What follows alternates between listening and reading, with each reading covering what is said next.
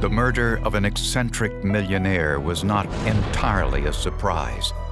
He flaunted his wealth and cared little about personal security. The evidence clearly indicated robbery, but investigators wondered if there was more.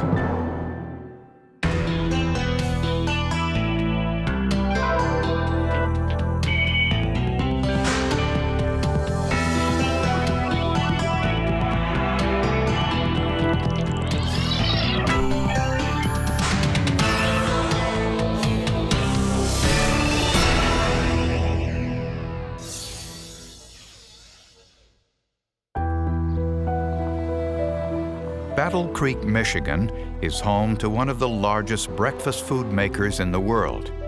Some call it Cereal City.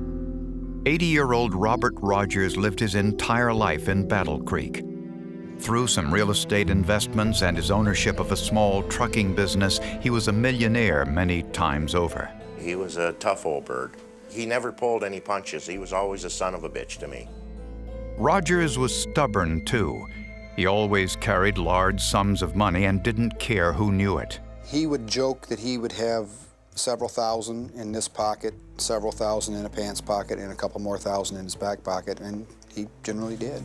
Not surprisingly, Rogers became a target for local drug gangs and petty thieves. He was a victim several times of robberies. They would take his money from him, beat him up. His house had been broken into a few times also. Yeah, it was a problem for him, but he didn't change his pattern, it seemed like. He still carried the large sums of money. Sharon Zachary lived next door to Rogers and acted as his caretaker. Sharon Zachary had become almost like a daughter to him. She would take care of him, she would look in on him, she would come and visit him. It worked out nicely until the day Sharon Zachary stopped by Rogers' home and found that it had been broken into. What's the problem? We have an elderly gentleman. He's been robbed. It's been broken into. The back sliding glass window is broken. My husband yelled for him, but he wouldn't answer. When police arrived, they found Robert Rogers on the living room floor. He had been beaten to death. The person that committed this crime did not want any possibility of Mr. Rogers to be alive to identify the perpetrator. It looked like a piece of firewood was used to break the rear sliding glass door. Drawers and closets had been ransacked. But if the motive was robbery, the perpetrator had not been entirely successful. After the homicide, they found $133,000 in cash hidden in the house, which that by itself was such an attention grabber in this community. I mean, that was one of the most unusual things about the whole incident.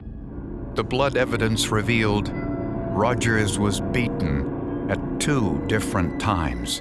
The victim sustained some injuries and then had enough time to lay there. His wounds even started to heal, and then he was hit again. That's bloodthirsty. That's cold. But to come back and he's not dead and just beat him again to make sure he's dead, that's cold. And the forensic evidence indicated the killer approached the body yet a 3rd time. Mr. Rogers, when he was found, his arms and actually his forearms and hands were up in the air. This phenomenon is called rigor mortis, a stiffening of the body that occurs several hours after death. What this would tell investigators about the time period is that someone moved him 3 or 4 hours after he was dead. This meant the killer was inside the house for hours. When millionaire Robert Rogers was found beaten to death in his home, police began their investigation by questioning family members and relatives. And they learned that Rogers had an ongoing squabble with his only son, Donald.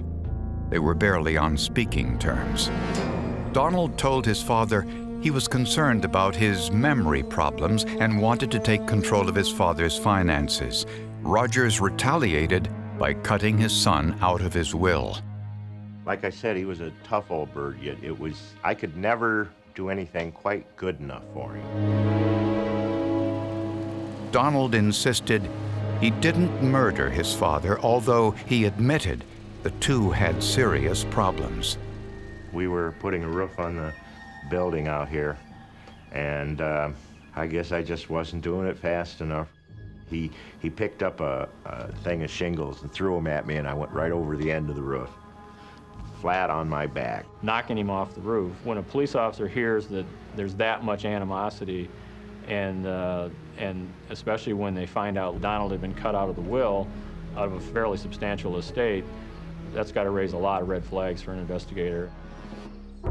At Robert Rogers' autopsy, the medical examiner determined the cause of death was repeated blows to the head with a blunt object.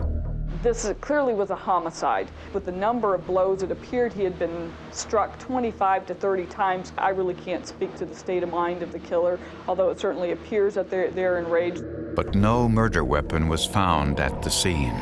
When we leave a crime scene without that murder weapon, we have our work cut out for us in order to put that suspect in the scene. The forensic evidence proved that someone turned Rogers over several hours after death, presumably to search his pockets for money. For investigators, this offered a possible clue. How would someone grab hold of him to turn him over? And we did notice that the belt had been disturbed slightly, meaning that it had been twisted a little bit. And so we kind of thought that perhaps maybe the suspect grabbed hold of the belt. The belt was removed for forensic testing. The initial examination found no fingerprints. So they tried super glue fuming.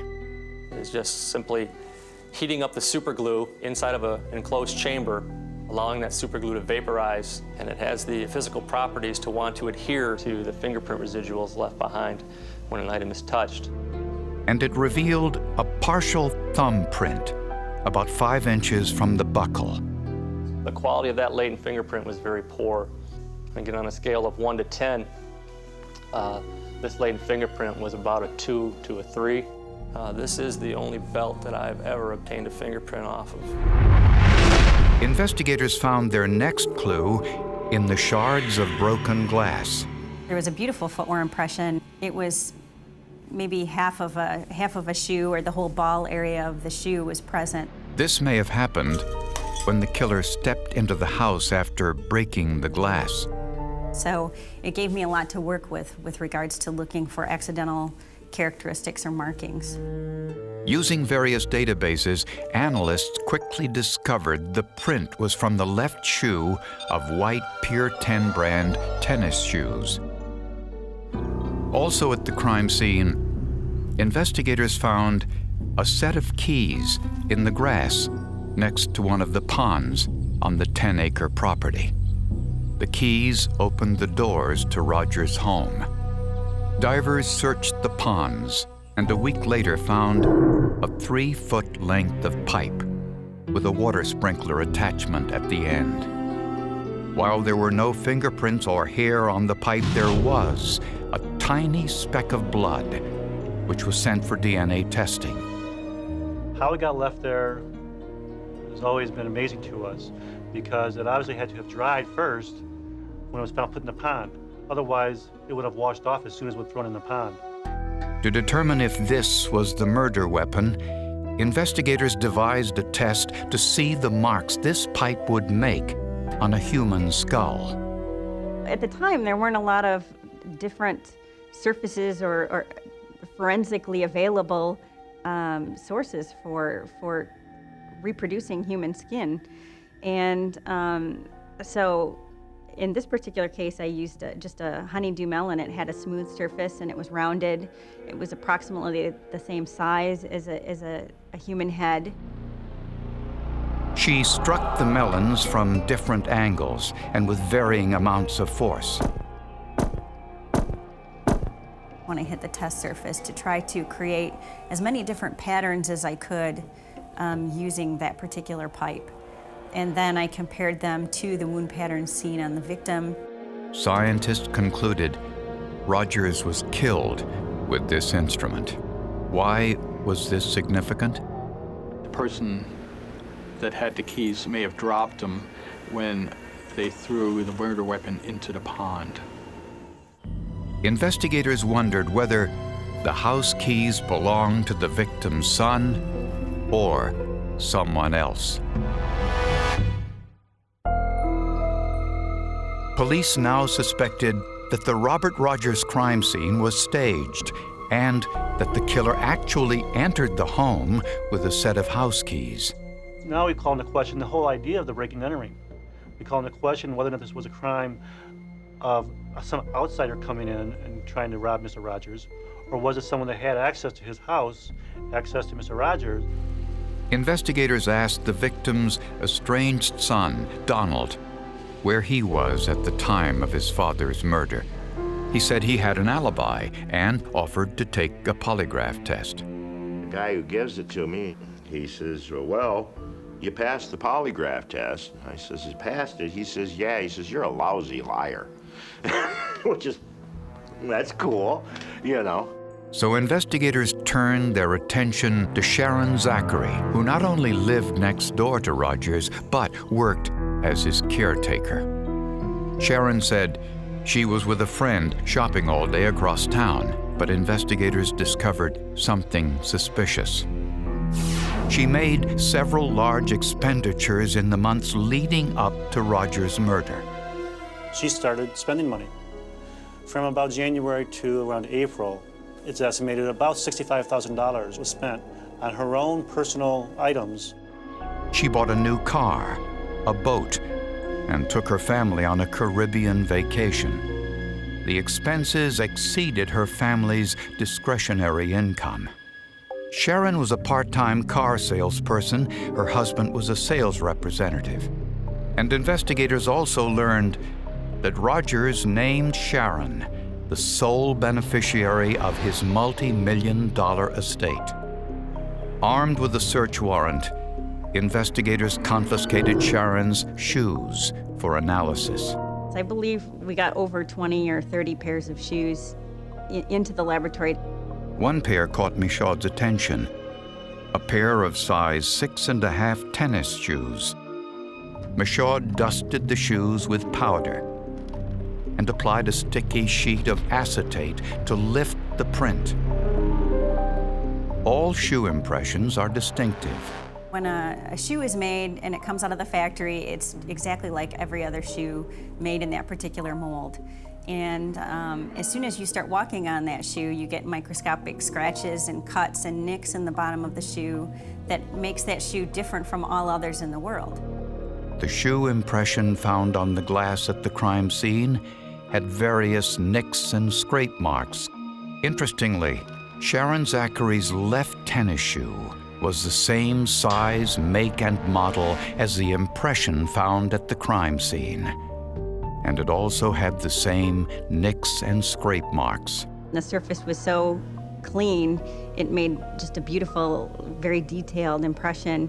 There was enough accidental markings on the glass that she was able to compare to other shoes and find a positive match to one shoe and only one shoe that made that print. Fingerprint analysts had a more difficult time comparing Sharon's prints to the one found on the victim's belt. They had to study the ridge details and figure out the direction of the print and what part of which finger to compare.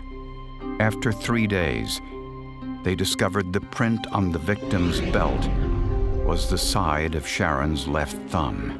Took a lot of hours looking at that latent fingerprint. This latent print, with enough detail in it to make an identification, was not a very high-quality latent fingerprint. When confronted with the forensic evidence, Sharon denied she was the killer. She insisted she had no motive. But the victim's financial record suggested otherwise. In this case, we found a large sum of cash disappearing out of his account routinely over the time from January to April. That money went right into Sharon Zachary's account. Sharon convinced him to give her a power of attorney, and Sharon convinced him to give her a checkbook, and then when she got onto some of his checking accounts, and she just started using them as her own. And she got greedy and decided she wanted it all. Records indicated that Sharon Zachary stole up to $120,000, and there was clear evidence that Rogers discovered the embezzlement.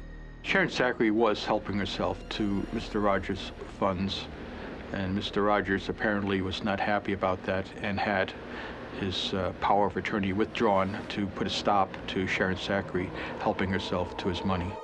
Sharon also found out that Rogers planned to remove her from his will. I believe Sharon Zachary was in a hurry at that time to kill Mr. Rogers before he could make that change in his will. I believe greed is definitely what drove Sharon Zachary. The DNA test results of the blood found on the metal pipe revealed the blood was Robert Rogers. More proof that it was the murder weapon. When DNA was found on the pipe, it was fairly spectacular, and it's because we really didn't think that the DNA would still be on the pipe 2 weeks later. 31-year-old Sharon Zachary was charged with the murder of Robert Rogers. Mr. Rogers, at one point in time, he even told an attorney that she was the daughter he never had. It is ironic that Robert Rogers, attempting to seek sanctuary for himself, to seek protection from persons who wanted to rob and hurt him, trusted Sharon Zachary. And it's ironic that this person, in turn, turned on him and became the very thing that he was trying to guard against. I would never believe that something like this could ever happen. This is only the kind of stuff that you read about. But looking back, I can see that this can happen to anybody. Sharon Zachary and her family lived next door to Robert Rogers, and the two became friends. Rogers' eyesight was failing, and Sharon not only befriended him, she also helped by writing checks so he could pay his bills. But prosecutors found evidence that Sharon was doing more than that and was actually helping herself to some of Rogers' money, tens of thousands of it. Well, she got a sizable chunk in just the little time that her and him were associated. The trip to the Caribbean for her and all her family, the speedboats, the vehicle. On the day of the murder, prosecutors believe Sharon went to Rogers' house intending to kill him before he could change his will and remove her as beneficiary. Prosecutors think Sharon grabbed a piece of pipe from Rogers' yard, used her keys to gain entrance, and struck him over the head repeatedly.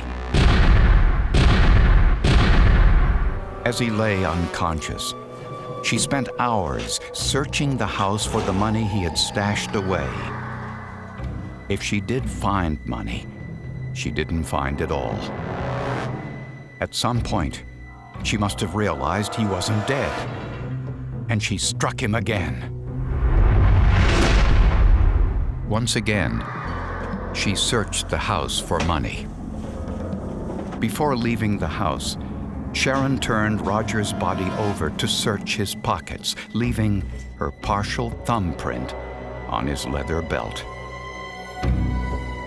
To make it look like a robbery, she threw a piece of firewood through the sliding glass door. But she stepped on a shard of glass, leaving a clear image of her shoe impression. On her way back home, Sharon tried to dispose of the pipe, but dropped her keys nearby. A mistake which led to the discovery of the murder weapon.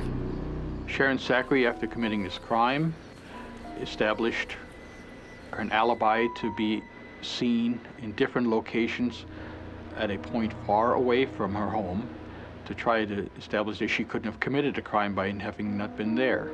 We always wondered if it was Sharon Zachary by herself or Sharon Zachary with others. We don't know. There may have been. There may not have been. We have no clue. We have no evidence. At the trial, Sharon Zachary insisted she was innocent, but the forensic evidence told a different story. She was convicted of first-degree murder and sentenced to life in prison. I'm glad they got her, but I don't want to sound like I'm out for vengeance. Although if they wanted to kill her, I'd volunteer. It was the shoe impression on a shard of glass and the partial thumbprint on the leather belt that solved the case. In my 12 years of doing latent print work, this case ranks right up near the top, if not the most difficult latent fingerprint that I've had to identify. So this was very, very satisfying case for me to be involved with. Criminals always seem to make mistakes. I believe the mistakes on this case by Sharon Zachary were because she was fighting the clock. This trial would have never happened without the forensics. We had a clear motive, money, but to show that she was there, to show that the print, the shoe print, the thumbprint, were from her, we wouldn't have had a case.